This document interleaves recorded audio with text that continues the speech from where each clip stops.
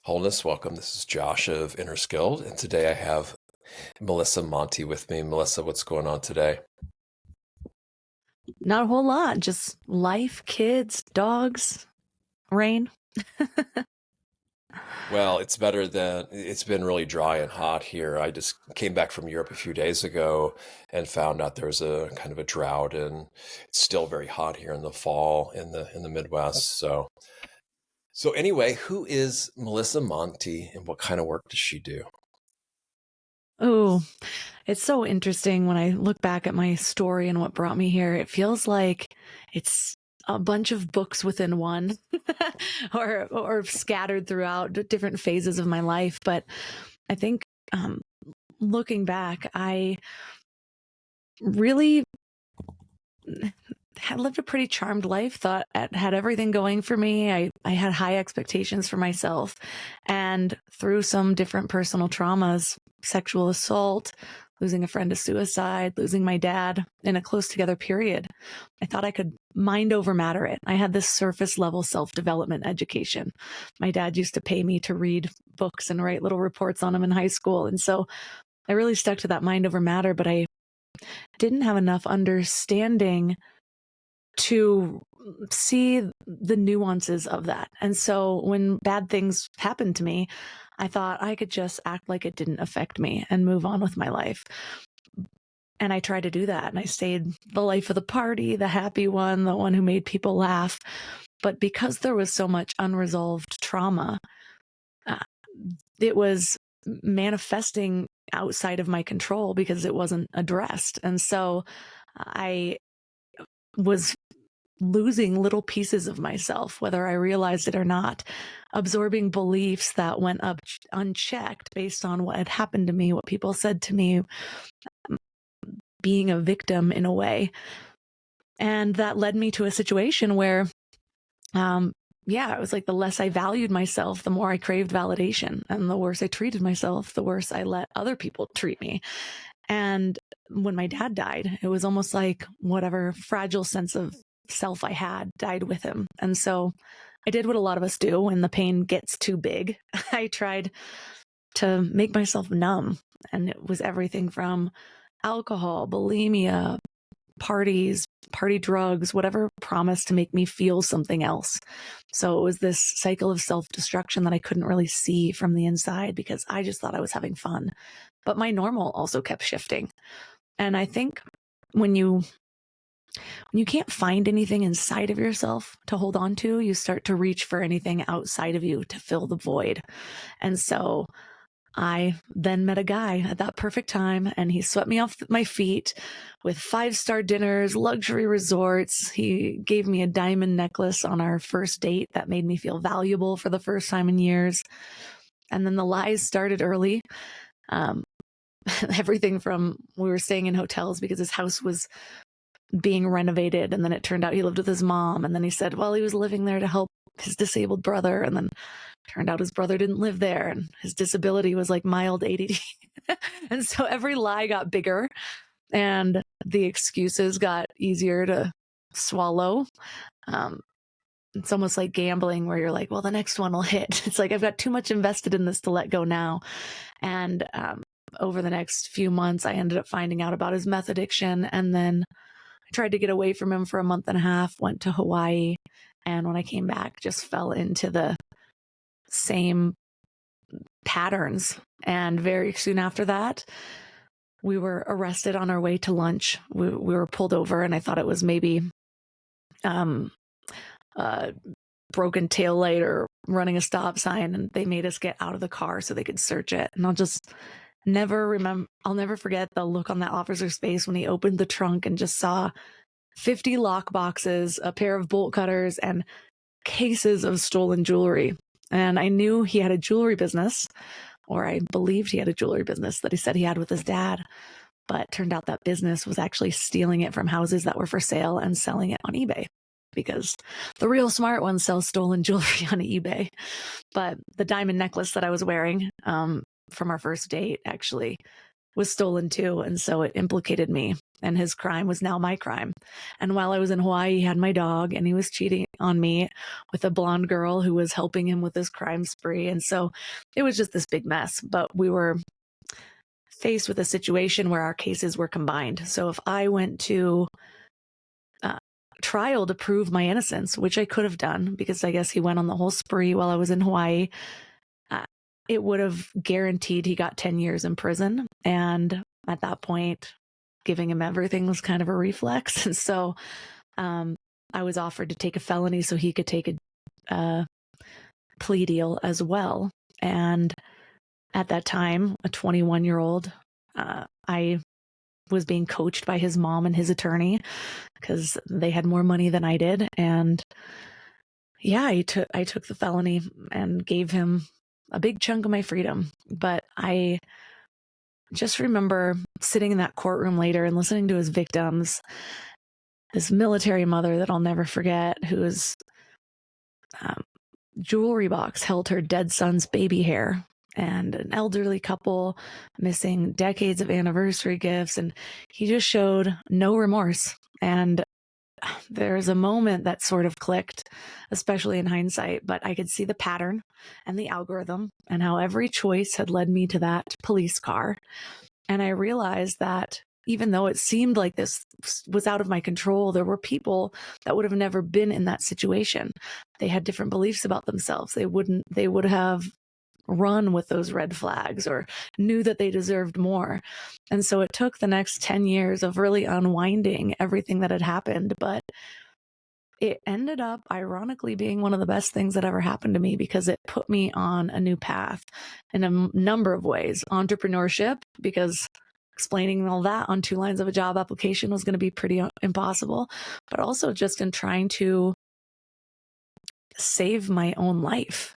And all the realizations that I made with the self-help books and all of the work that I had done in that period of time. And I just realized everything comes back to story. And so much of our lives are based on the stories that we're telling ourselves about ourselves and our situations and our circumstances. And so that's what I do now, is I help people rewrite their story, take control of their narratives, and become aware of the ones that are currently dictating their lives. Wow, it's pretty incredible life experience there. Yeah. So before we get into how important narrative is, I want to ask you about if you're familiar with this drama triangle where there's a victimizer, a victim, or a bully, and then a hero or rescuer, and how this seems to me, at least, and I've just learned a little bit about it, how prevalent that is in society. And the other thing that kept sticking out for me with your story there is kind of going deception, actually, the amount of deception, and I don't know, maybe some betrayal and devastation too, and how you dealt with this, and also if there's I don't know if it's in your case, but what you can say about kind of self um, deception in a way too, or when people lie to themselves as well. So I think those are the things that stuck out when you were talking to me that I'm interested in too. I mean, there's so many other things, but that's what came up for me. Yeah, well, it's interesting when you look at that triangle. If I really look at different phases of how I was interpreting my own story, the people at each corner would shift a lot. In the beginning, it felt like he was saving me. It felt like somebody was finally had it all together, had all the things, and could sweep me out of my life and into theirs. And when eventually it turned out I had to be the savior for myself. I had to be the one that took the reins and realized that I was writing this story. But then when I look at deception, yeah, he lied to me a lot.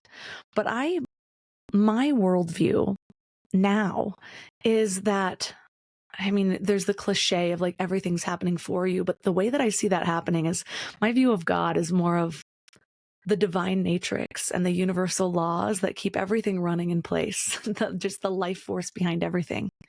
And when I mentioned when I was telling my story that I realized, yeah, I could sit there and say, oh my gosh, this man did all of this to me. But I could actually pick out people in my lives who I know would never end up in that situation, who never would have been attracted to him in the first place, who would have seen the red flags, who would have gone with their gut instinct, who would have left after the first deception instead of swallowing it like he was training me to deep throat his bullshit. Like, it just, oh, I played just as much of a part. But also, as you mentioned, the self-deception, the layers of that. Yeah, I felt those red flags. And instead of running, it was just, I was so used to ignoring my own red flags that his felt familiar. And so instead of running from them, I was almost collecting them like they were going to complete some sort of a set. And what I see the universe doing for me, God doing for me, is the law of reflection. And so, of course, I'm going to attract people that are lying to me when I'm lying to myself. I need the external to see it because it's easier to see it on the outside than read the label inside the bottle.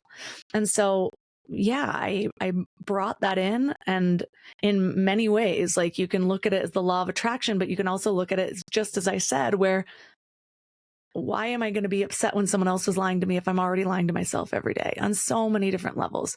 And even believing that I'm having fun doing all the things that I'm doing instead of looking at why I couldn't be alone with my own thoughts. Why, if I had a night alone, I would somehow end up in tears. And so I just was always searching for the next thing to do. And that was something that I even had to work out while I was trying to fix my life, because there was a period I moved to LA to get away from him, and he ended up getting a really good deal. So he actually followed me, moved into a halfway house down the street, broke into my home while I was sleeping, threw a brick through my windshield. I had to move again because my roommate was terrified. He ended up finally being arrested for another string of robberies and getting 7 to 11 years. But during that time, at first I just felt still wrapped in his web. And once he was arrested, I was just like, I'm finally free and I am going to do something with this. And so I started doing everything that I could, going to yoga, moon circles, spiritual seminars. But then I had to realize at some point that it's almost like if I stayed busy enough, if I kept doing enough things, I could pretend I was healing.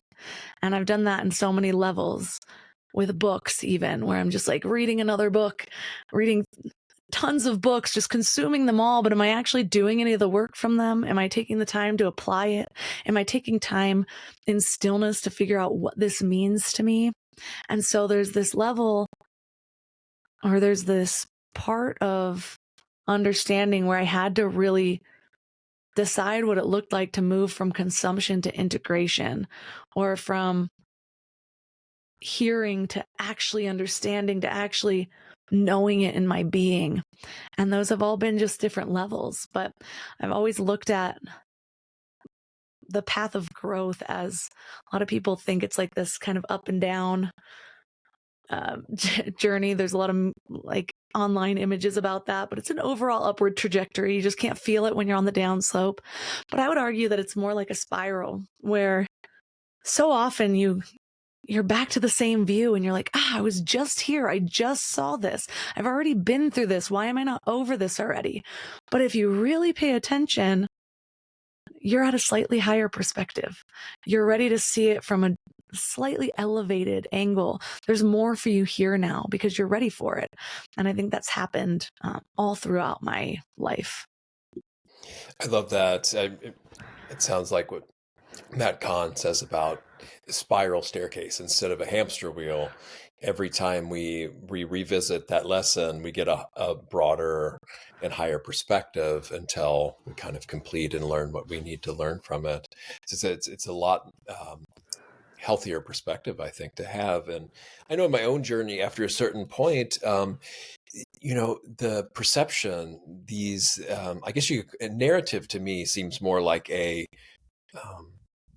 I think of novels, and stories and newspapers, maybe even, but a perspective. I think well, I was viewing it one way before. Now I'm saying, well, I'm not locked into viewing that. The one thing we can control or have some sense of agency is how we view something and how we respond to it. So I can choose to view something in a healthier, helpful manner, and I'm not deceiving or lying to myself either, because we know, like the example of an accident, and the witnesses that talk to the police, they tell different stories for the same event, right? So we all have a different perspective on things, and some of them align more closely to others. But that's how I view how helpful these view, like the question, what if the worst things that ever happened to me were the greatest gift I've ever been given, with the exception of abuse is never okay, right? And yeah, so that one I found really helpful. Um, and yeah. So talk, I guess, talk a little bit about, I don't know if you see a difference between view and narrative. And I know, at least in some of the parapolitical circles I kind of move in and out of from time to time, they talk about controlling the narrative. And people in power are really big into that. It seems, anyway. I don't, there's no way to really prove this or not, but I mean, think of all the money in advertisement and media about controlling the narrative, basically. And a lot of people want a narrative handed to them so they can just latch onto it and repeat it and get into it. They don't want to really create a narrative for themselves or even question the narratives they've been given. So if you'd like to talk a little bit about that. And I guess I'm interested in turning points too. You mentioned a couple of them. I'm thinking maybe the trial was one of them, or when he got got another sentence, and then I was also interested in when you started turning more towards integration too, and any other turning points. So there's a lot there to throw out. So take it wherever you'd like. Yeah. Yeah. Well, when I moved to LA, I realized that if I was lucky, because a lot of people that end up in the kind of trouble I was in end up there because of the story that has been running their life already, what has been normalized, maybe what's around them, what family members have gone through, which is why, if a parent ends up in jail, it's how many times more likely that a kid might end up there, or parent's an alcoholic, how many times more likely that a child ends up with an addiction problem as well. I didn't have that. I actually grew up with a father that was in NA and AA most of my life, so I was always the kid in the background hearing the horror stories. But I expected a level of success for myself. Sorry about that. I expected a level of success for myself, and I wondered, how am I going to actually achieve that with nobody else's permission, without anybody,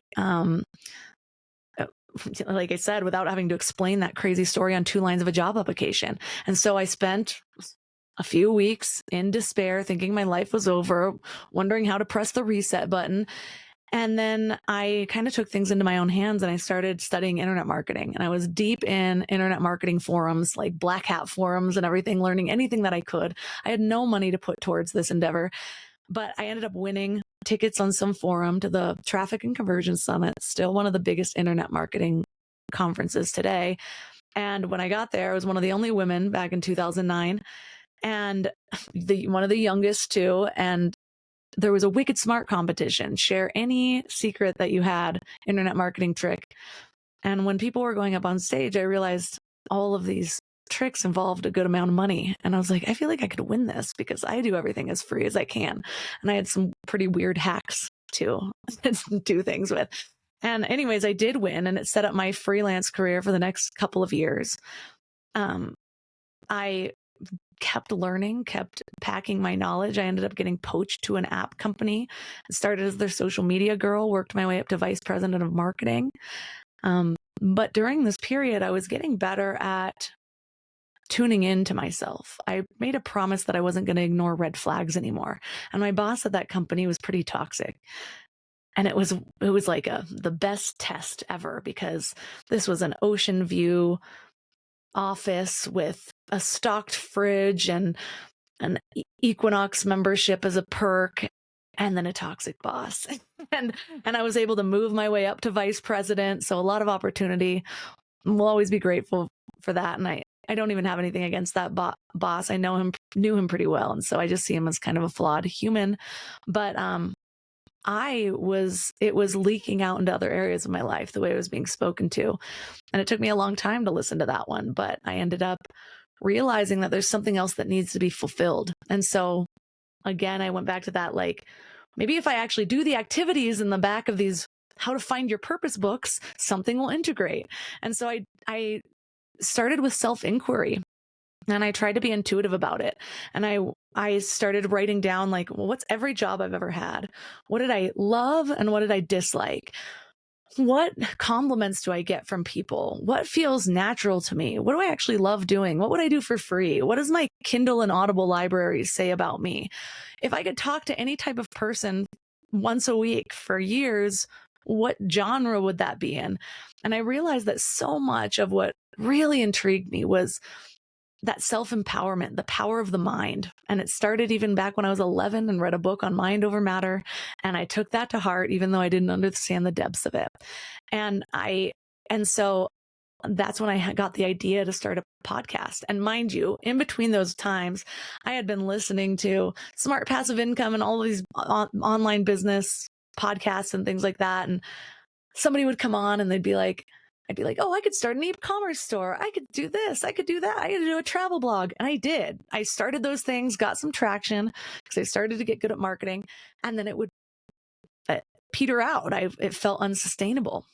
And so what I learned in hindsight was, yeah, it's good to just take fast action, but you do have to be careful if you're, again, reaching outside of yourself for what success might look like, what feels like it could make money versus what am I uniquely prepared to serve in this world. And that switch really changed how I connected to the work that I was doing. And the damage of doing it the other way for so long is that I started to develop a self-belief that I wasn't the type of person to follow through with something.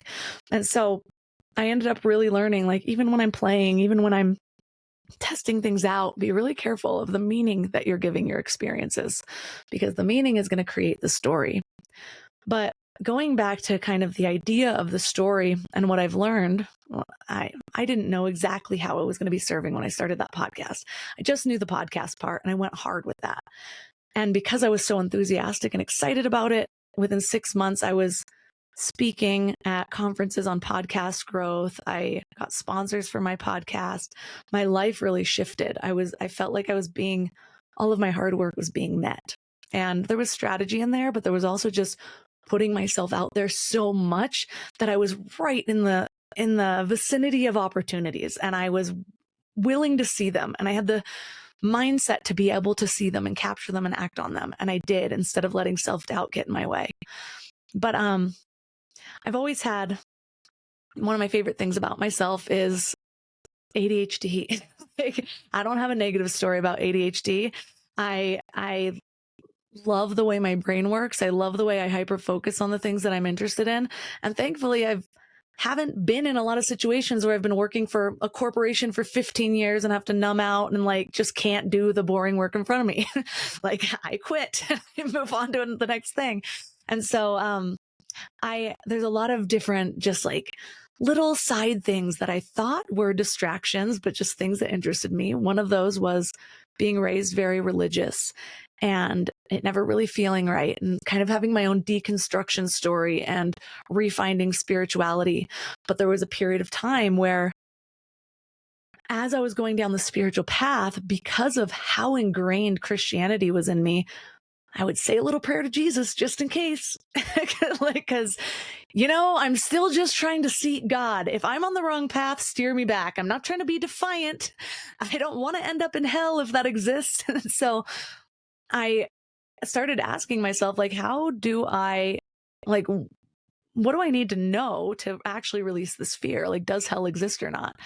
And it sent me down a path of pretty deep theology. I've read probably 25 books from Bart Ehrman, who goes really deep into different aspects of theology, how the Bible's been created, manipulated over time, the pieces of control, what's been left out, diving into the Gnostic texts, diving into Eastern religions, even like Timothy Freck and Peter Gandy have books on the lost goddess and how the feminine was stripped. And so I became hyper clear on, hell didn't even exist as a concept until 300 years after Jesus died. And there was never a mention of that in the original translations of the Bible. It was actually changed later on from Gehenna and Sheol, that were actually physical places where they disposed of bodies, again, for control. The elites, the power structures at that time, the Roman Empire, it's easier to control people when they have fear and they think this is the only life they have.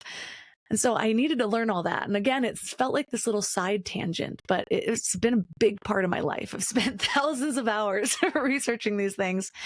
And something clicked at some point when I was studying the Eleusinian mystery schools. They were these sacred initiation rites in ancient Greece, and they used story as a sort of consciousness technology. And so it wasn't just entertainment or historical accounts. They were these narrative experiences designed to create these specific psychological transformation. And so initiates would sometimes travel thousands of miles, hundreds of miles on foot to experience in a cave the death and rebirth of Persephone and like symbolic storytelling. And I realized, just like you said earlier, how it seems like those in power really understand how to control the narrative. This was something that we used for thousands of years until it was specifically stripped from us when they pushed biblical literalism and they removed the books that really, like the Gospel of Thomas, forces you out of literalism just by the way that it's written. And it's actually so many stories that are mentioned elsewhere, but it forces you to see the symbolism of it instead of believe and obey this narrative to earn salvation. And so that, combined with my understanding of, I've had 550 episodes with neuroscientists, and another piece that stood out to me with storytelling was Dan McAdams at Northwestern University spent decades researching something called narrative identity. It's how the stories you tell about your life literally become your psychological reality. And so he showed that people who construct coherent, meaningful life narratives have higher levels of mental health, well-being, and resilience beyond those who have fragmented life narratives. And a fragmented life narrative could look from anything like, I'm trying to build this life of success, but I have this life thing that I refuse to look at that created a bunch of self-doubt that made me feel unworthy. So I saw from that it's up to us to make those narratives coherent, to see what doesn't fit in our vision of ourselves that we want to have when we're creating our future. And then finally, I spent 20 years in marketing. Russell Brunson calls it the Epiphany bridge. You don't sell people with facts and features. You actually walk them through your journey from your old belief system through the moment that disrupted everything, the new opportunity you discovered, because people buy transformation through story, not logic. And so there's something about these three seemingly very separate pieces of my life that all of a sudden I just started getting like these, like, it was like my purpose here is to bring the true technology of storytelling. It's not just marketing. It's not just like, no, get your therapist to walk you through something new. Like really understanding that our whole lives are constructed through the narratives that we're telling ourselves. We are narrative beings. We are meaning makers. We don't just tell stories, we become them. And so if we can really understand that and learn how to reverse engineer it for ourselves, we can create the outcome that we want through the story that we tell ourselves. We basically re-author our own lives. Yes, and it is when I figured this out for myself, then it was just like, wow, this is really powerful. Basically, what I say about myself, that's what I'll be.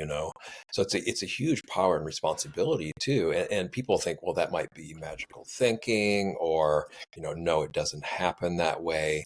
But just think what we put energy and time on. Well, there's an old Buddhist saying that what we frequently think and ponder upon, becomes the inclination of the mind. And everything is kind of mind born, mind led. And the mind is the forerunner, the mind is the chief. And what does the mind express in?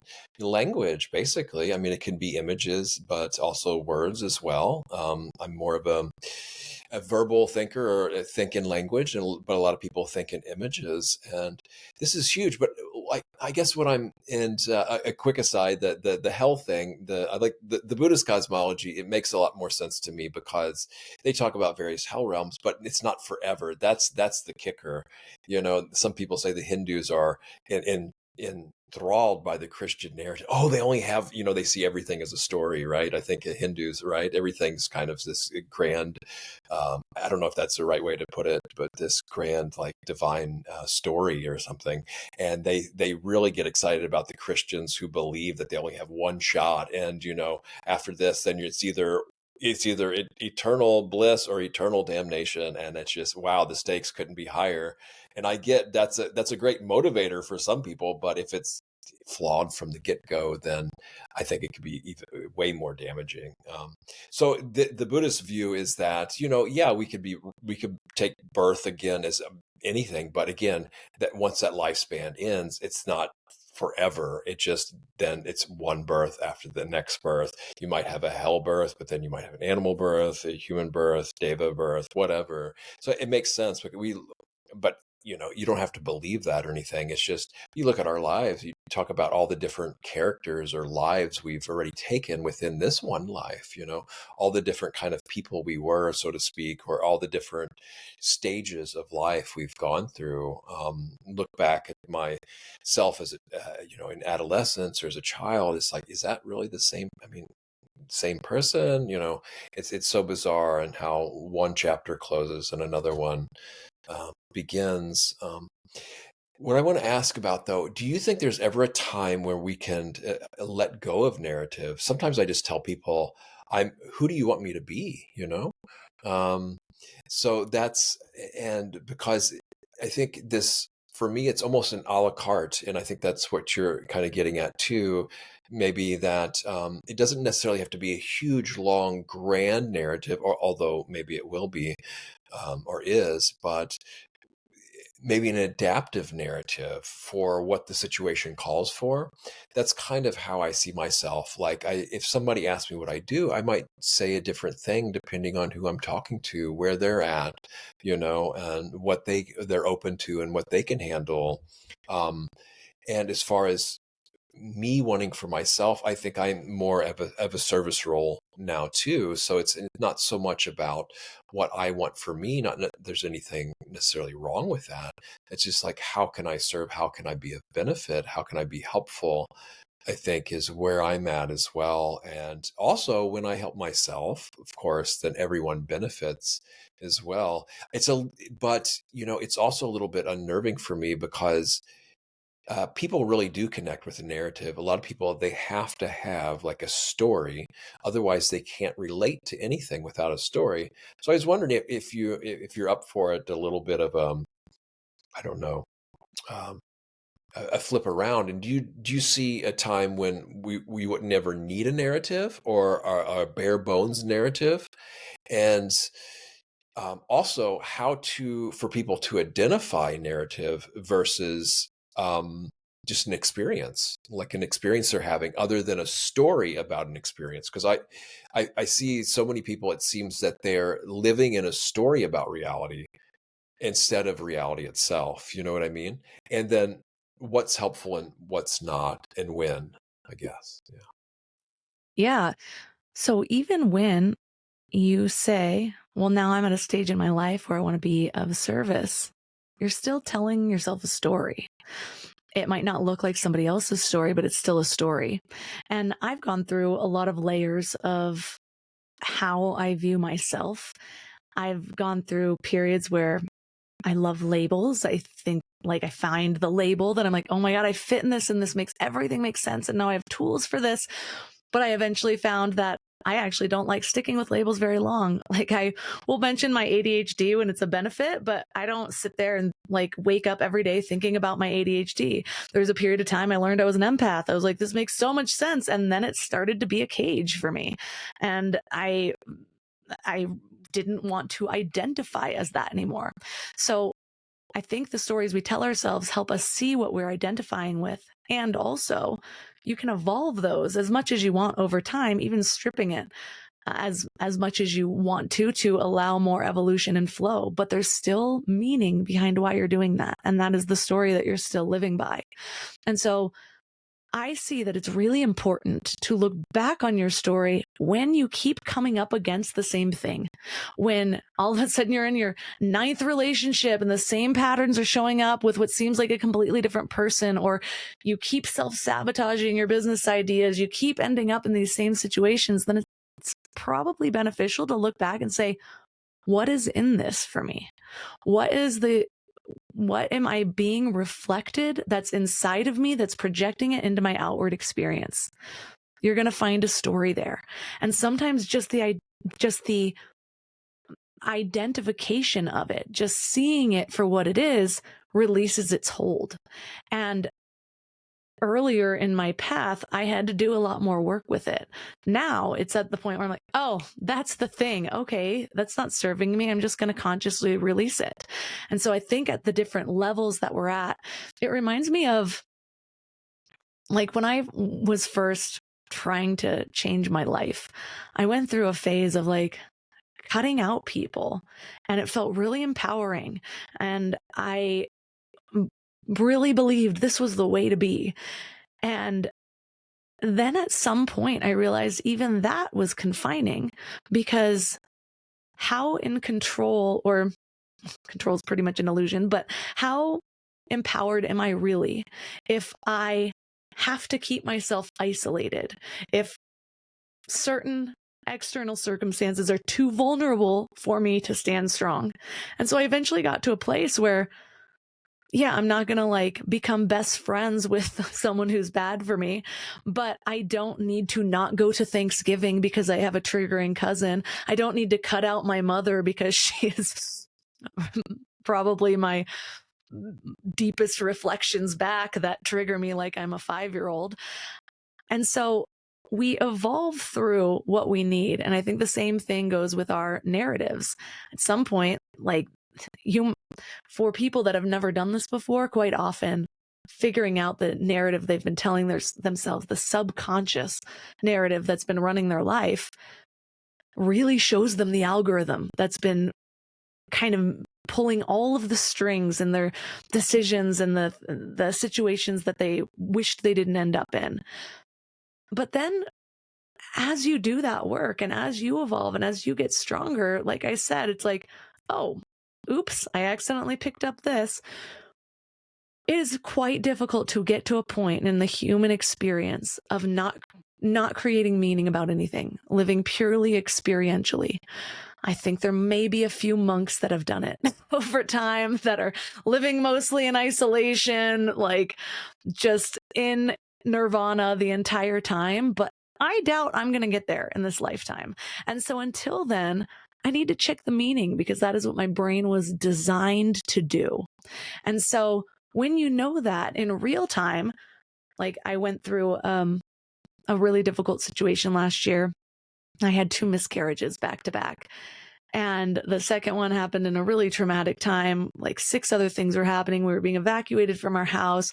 My husband was having a medical emergency. I had nowhere to go. I had to stay with a friend while I was getting the fetus removed. It was awful, but I could feel myself higher on that spiral we talked about, and feeling deep grief, and knowing that I'm not going to mind over matter it. I'm going to let myself feel it, but being very aware of the meaning that I choose to take or not take.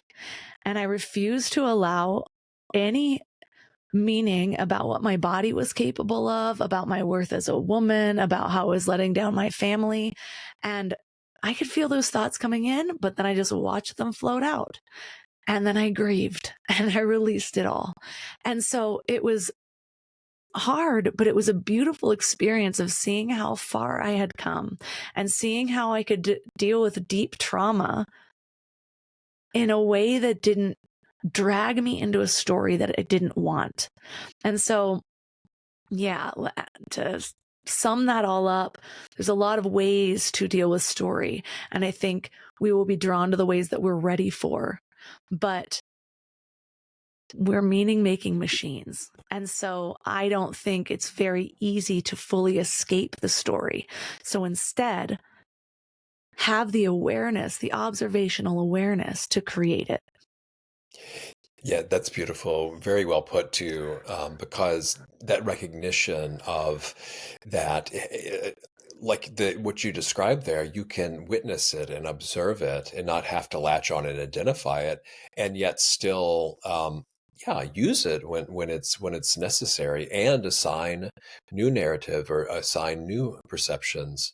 So I guess before we start wrapping up here, I'd like to know maybe how you work with people to change their narrative. I mean, and assign meaning, I guess. Is that how you look at it? Assigning, attributing meaning? Because, our work with people who say, oh, that's all BS. I could just make up whatever and then it's meaningless because choose it, whatever. So it doesn't have any value. I doubt there's too many people like that, but I'm wondering if there's a hard case or something like that, or people are there down in the dumps say, oh, there's no meaning. It's all purposeless.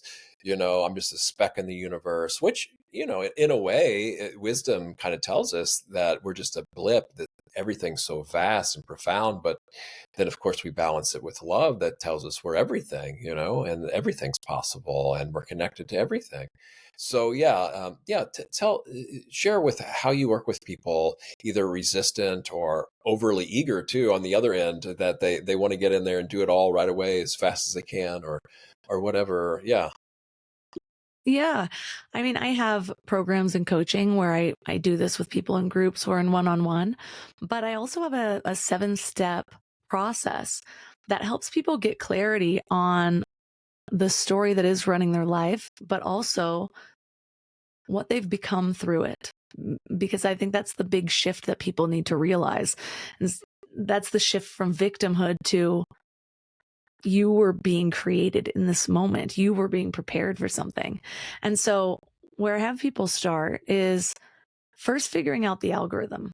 And you can do this through 2 different lenses. Some people are trying to figure out their story to make sense, to release trauma, or to figure out what their purpose is. Like, why are they here? What has all this been for? But then there's another side of people who are at the point of creation where they're already trying to do something with it. Maybe they're trying to be a coach, they're trying to start a podcast or a blog, and they're really wondering how to stand out, how to connect with people through story. You can use this through either lens, but there's 2 ways to do it. You can either go really broad, and I'm going to walk you through some questions and like really answer it with everything. Like the first one is the algorithm. This is realizing you've been living inside of a loop. It's the pattern shaped by past experiences, beliefs, and conditioning. And so you can go through everything, like what were you taught about success, love, worth, identity growing up? Say you already know you want to be an eating disorder coach, then do it through that lens. What were you taught about food, your body, whatever it is? And so either broad or hyper specific, depending on where you are in your journey. But this algorithm is like, what recurring experiences have shaped your beliefs about yourself? If your life were a movie before things changed, what was the main storyline? Things like this to just kind of spur and just freestyle it. The second step is the disruption. This is usually the shock that breaks the loop. Something shakes up the algorithm. It could be a crisis or an unexpected truth or a slow unraveling. And it's the moment or a series of moments that made you realize something wasn't what you thought. So it could be some big trauma, but it could be something that somebody said to you that just stuck out. It could be the moment in church where you realize, wait, this doesn't make sense. There's too much contradiction. So what was that time where you felt almost disoriented from how things were? Third is the awakening. This is when the fog lifts and you see the pattern for what it was. It could be the exact moment that you saw the pattern, but what assumption did you realize wasn't actually true?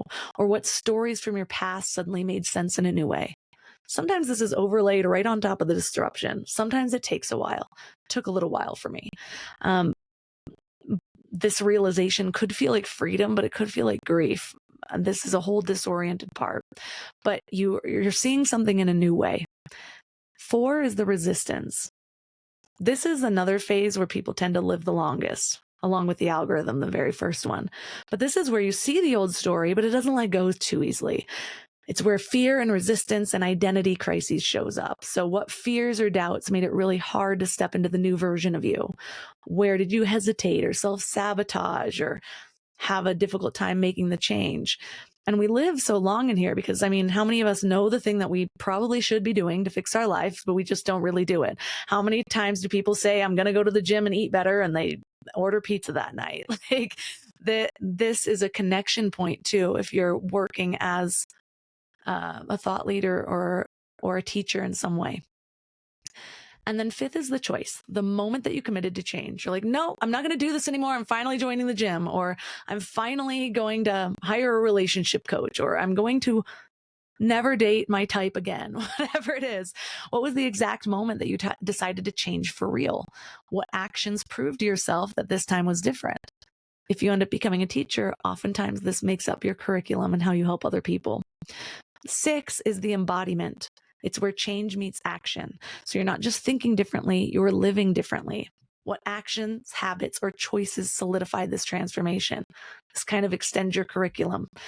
But even how did people react to the new you? What setbacks or tests challenge your commitment? What proof do you have that you're no longer the person that you were?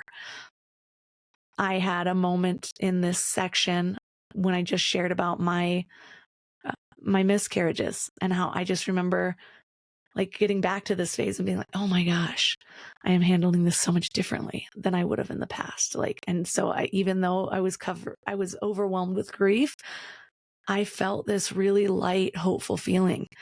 And then 7, and let me just say, I am not inventing this from scratch. This is basically the hero's journey with a little more depth to pull it out of you. It's what every good book and movie brings people through to like create the hero from it. So you're realizing that you are the hero if you're really shaping it in this way. But there's a 7th step that most frameworks won't give you, but I think it's one of the most important to really solidify your own transformation and or to figure out how you're meant to serve, how you're meant to help other people.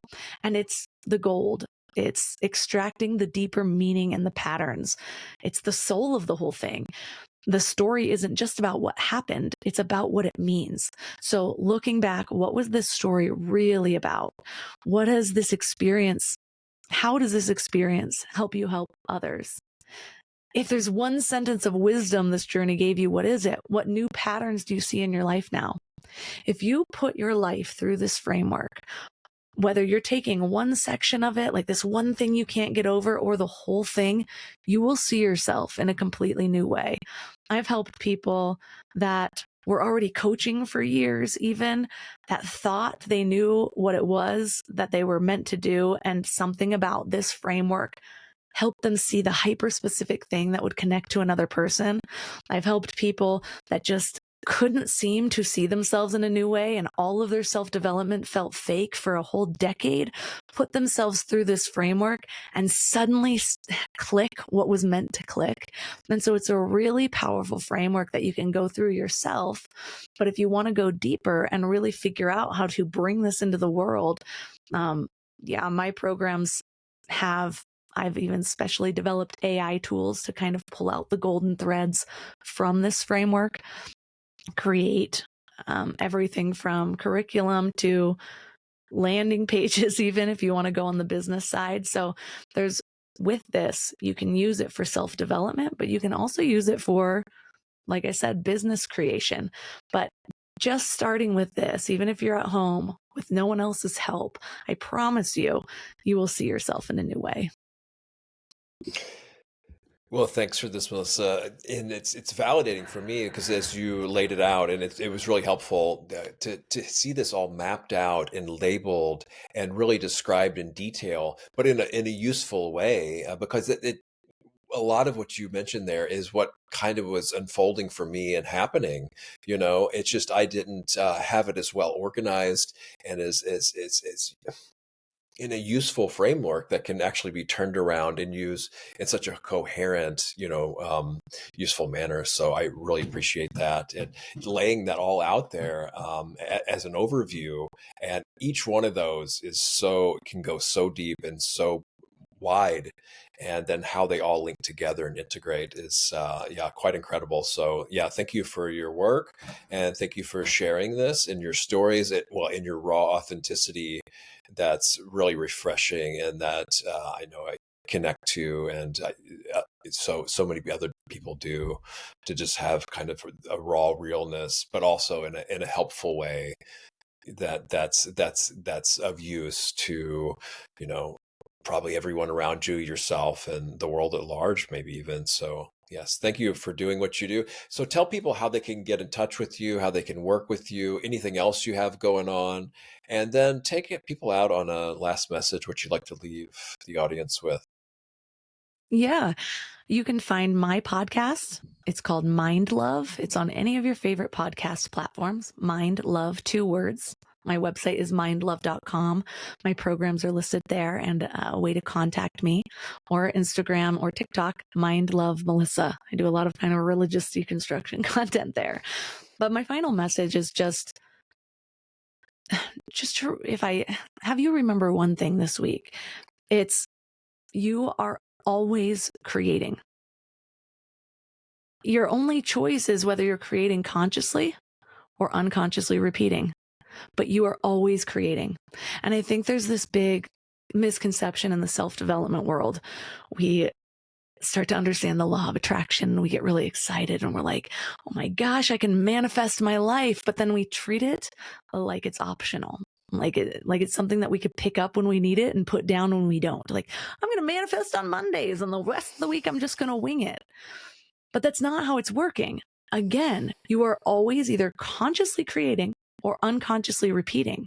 So the only choice you really have is if you're going to do it on purpose or by default, by the algorithm that's already running your life. And I know that this can sound overwhelming to people, but the beautiful thing is you only need to bring in the conscious intention for a period of time until that becomes your new default. And then what you're doing is you're just co-creating yourself and your life through these intentional decisions. So pick the area that feels pertinent right now and work with it, and then move on to the next one. And that's just sort of the game of life, is bringing more intention, bringing your paintbrush to new areas of your canvas. So don't just leave it to chance, because you're not leaving it to chance. You're just leaving it to everyone else and everything you've picked up, the people who know how to craft narratives, or the ones that you've accidentally picked up through the experiences that you've had, or the people that have been around you. I don't like to live my life like that. I'd rather be the one that is the illusion of control. It's not real control, but it is creation. Well, beautiful and well said, Melissa. Thanks again for doing this. And may all beings everywhere come to know wise intention and optimal creation. And may all beings everywhere realize awakening and be free. Bye.